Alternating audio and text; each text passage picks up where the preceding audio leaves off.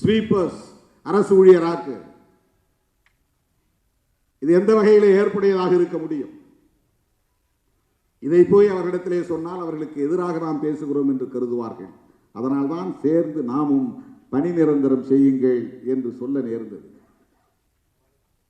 பணி நிரந்தரம் செய்யக்கூடாது என்று சொல்லுவதுதான் அதிலே சரியான கருத்து. குப்பை அள்ளுகிறவர்களின் பிள்ளைகளே குப்பையை அள்ள முடியுமா? அள்ள வேண்டுமா? தலித்துகளின் பிள்ளைகள் தான் குப்பைகளை அள்ள வேண்டுமா? அரசு ஊழியர் ஆக்கினால் அந்த வேலை மறுபடியும் யார் வருவார்கள்? அந்த அரசு பணிக்கு யார் வருவார்கள்? எத்தனை பேர் குப்பை அள்ள தயாராக இருக்கிறார்கள்? 70 வயதிலும் அந்த பணியை செய்யக்கூடியவன் ஒருவன் இருக்கிறான் என்றால் அவன் யார் என்று நீங்கள் பார்க்க வேண்டும். இந்த தலைமுறை அவர்கள் அந்த தொழிலை செய்துவிட்டு போகட்டும். அடுத்த தலைமுறை அந்த தொழிலுக்குள் அவர்கள் போகக்கூடாது என்பது தானே சமூக நீதி. அதிலிருந்து அவர்களை மீட்பது தானே சமூக நீதி.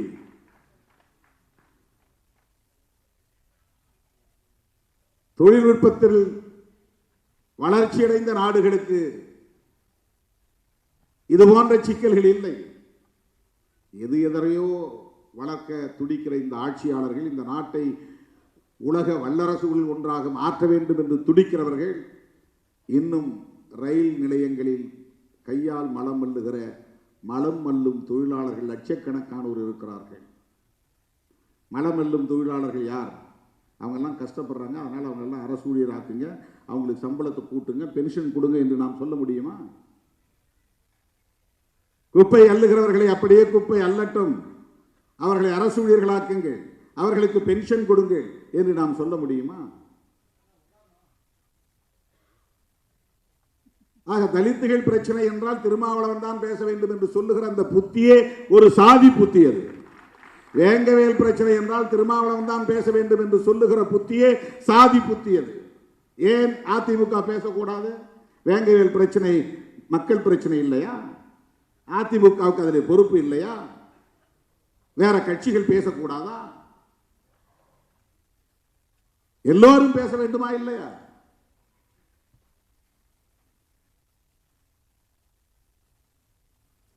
திமுகவுக்கும் அதிலே பொறுப்பு இருக்கிறது, கம்யூனிஸ்ட் கட்சிகளுக்கு இருப்பதை போல ஒவ்வொரு கட்சிக்கும் அதிலே பொறுப்பு இருக்கிறது.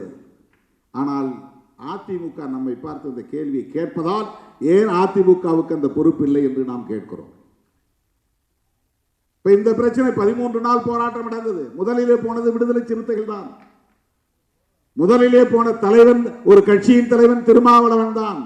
அதுக்கப்புறம் தான் எல்லாம் உள்ள வராங்க. யார் யாரோ வருகிறார்கள். அந்த பிரச்சனை பற்றி எதுவுமே தெரியாதவர்கள் வருகிறார்கள். ஒன்று திருமாவளவனை சாட வேண்டும், அல்லது திருமாவளவன் இடம்பெற்று இருக்கிற கூட்டணியை சாட வேண்டும். அதுதான் அவர்களின் நோக்கம். அவர்களுக்கு நீதி கிடைக்க வேண்டும் என்பதல்ல.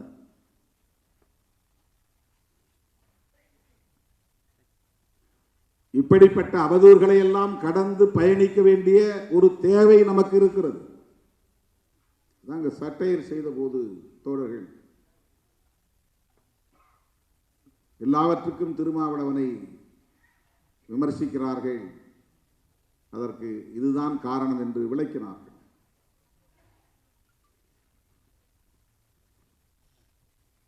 நாம் கவனமாக இருக்க வேண்டும். இந்த அம்மா பேசும்போது சொன்னாங்க, இந்த கூட்டம் ஒரு அறிவு சார்ந்த கூட்டம் என்று சொன்னார். இங்கே இருக்கிற ஒவ்வொருவரும் கொள்கை புரிதலோடு இருக்கிறீர்கள் என்று சொன்னார்கள். அதுதான் நமக்கு கிடைத்திருக்கிற பெருமை. அவங்க எந்த கட்சியை சார்ந்தவர்கள் இல்லை. சொல்ல போனால் முதல் மேடை என்று சொன்னார்.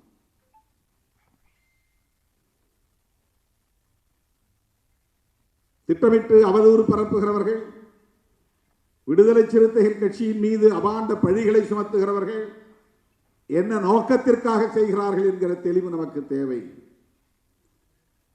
அந்த தெளிவு இருந்தால் நாம் அதற்காக எந்த எதிர்வினையும் ஆற்றாமல் உறுதிப்பாட்டோடு தொடர்ந்து இயங்க முடியும். அதுதான் உங்களுக்கு நான் விடுக்கிற வேண்டுகோள். தேர்தல் நேரத்தில் நாம் எடுக்கிற முடிவுகள் எதுவாகவும் இருக்கட்டும், ஆனால் அந்த முடிவும் கூட சமூக நீதிக்கு ஆபத்து ஏற்படாத வகையிலே இருக்க வேண்டும் என்கிற தெளிவு நமக்கு உண்டு. இன்றைக்கு வாக்குரிமையை பறிக்கிற முயற்சியில் பாஜக ஈடுபட்டு வருகிறது. பீகாரிலே நடந்திருக்கிற தில்லுமுள்ளு சாதாரணமானதல்ல. பிறப்பு சான்றிதழ் கேட்கிறார்கள். வாக்காளராக ஒருவன் தன்னை உறுதிப்படுத்திக் கொள்ள வேண்டுமானால், ஓட்டர் என்பதை பதிவு செய்ய வேண்டுமானால், உன்னுடைய பெற்றோருடைய பிறப்பு சான்றிதழ், பர்த் சர்டிபிகேட். ஆதார் கார்டு கிடையாது. ஆதார் கார்டு காட்டினா ஏற்றுக்கொள்ள முடியாது. ரேஷன் கார்டு ஏற்றுக்கொள்ள முடியாது. ஏற்கனவே இருக்கிற ஓட்டர் லிஸ்ட்ல என் பேர் இருக்கு, ஏற்றுக்கொள்ள முடியாது. வேற என்ன ஆதாரம் தேவை? பர்த் சர்டிபிகேட் வேணும். சொத்து வரி கட்டினதற்கான சான்று வேணும். நீ இந்த நாட்டின் குடிமகன் தானா என்பதை உறுதிப்படுத்துவதற்கு இதையெல்லாம் கேட்கிறார்கள். என்ஆர்சியிலே இது கேட்கப்படுகிறது. அதுதான் அங்கே இருக்கிற கிரைட்டீரியா. இப்படி 65 லட்சம் பேரை பீகாருடைய வாக்காளர் பட்டியலில் இருந்து நீக்கிவிட்டு அவர்களுக்கு வேண்டியவர்களை சேர்த்திருக்கிறார்கள். அதற்கு எந்த ஆதாரமும் தேவையில்லை. இது எவ்வளவு பெரிய ஆபத்து! எப்படி இவர்களிடமிருந்து இந்த நாட்டை நாம் காப்பாற்றப் போகிறோம்?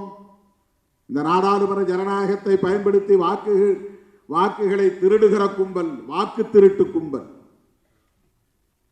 அவர்களை பற்றி இங்கே யாரும் விமர்சிப்பதில்லை. திருமாவளவன் என்ன செய்யறான்? 2 சீட்டுக்காக போய் அங்கே நிற்கிறான். அது எங்க விருப்பம். நாங்கள் முடிவு செய்கிறோம். எத்தனை இடங்கள் தேவை என்பதை நாங்கள் முடிவு செய்கிறோம். நீ யார்? எந்த கூட்டணியிலே இடம்பெற வேண்டும் என்பதை நாங்கள் முடிவு செய்கிறோம். எங்களை பற்றிய மதிப்பீடு எங்களுக்கு தெரியும். எங்களுடைய அரசியல் நகர்வுகளை நாங்கள் தான் தீர்மானிக்க முடியும். யாரோ உணர்ச்சி வயப்படுவதற்காக தீர்மானிக்க முடியாது. 2 சீட்டுக்காக இங்கேயே நிற்க வேண்டும், 20 சீட்டு எடப்பாடி தருவார்கள் என்று யூடியூபிலே பேசுகிறார்கள். உங்களுக்கு ஏதாவது மண்டையிலே இருக்கிறதா? 20 சீட்டு கிடைக்கும் என்றால் நான் அங்கே தானே போக வேண்டும். இடம்தான் முக்கியம், பதவிதான் முக்கியம், பரிசுதான் முக்கியம், பொருளாதாரம் தான் முக்கியம், அதிகாரம் அதுதான் முக்கியம் என்று நான் முடிவெடுப்பதாக இருந்தால் 2 வேணான்ட்டு 20க்கு போகணும். நான் ஏன் போகல? ஏன் போகவில்லை? யார் என்னை தடுப்பது? யார் என்னை கட்டாயப்படுத்துவது போகக்கூடாது என்று? அப்படி யாரும் செய்ய முடியாது. அதுதான் பிரச்சனை. யாராலும் வளைக்க முடியாது, யாராலும் விலை பேச முடியாது, யாராலும் மதிப்பீடு செய்யவும் முடியாது. அதுதான் பிரச்சனை. நீங்க நினைக்கிற சராசரி நபர்கள் அல்ல நாங்கள்.